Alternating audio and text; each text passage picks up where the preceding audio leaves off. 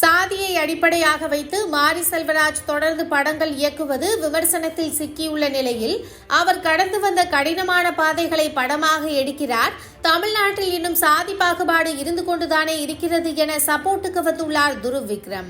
மாரி செல்வராஜ் இயக்கத்தில் துருவ் விக்ரம் நடித்துள்ள பைசன் திரைப்படம் கடந்த அக்டோபர் 17 திரையரங்கில் வெளியானது.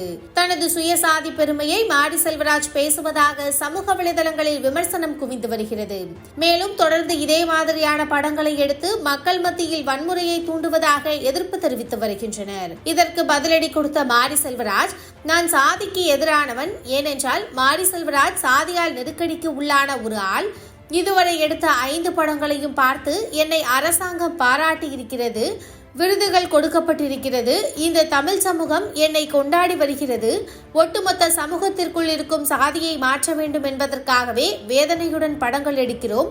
அதற்கு எதிராக சில பேர் பேசத்தான் செய்வார்கள். அதையும் மாற்ற வேண்டிய கடமை எனக்கு இருக்கிறது என பேசியிருந்தார்.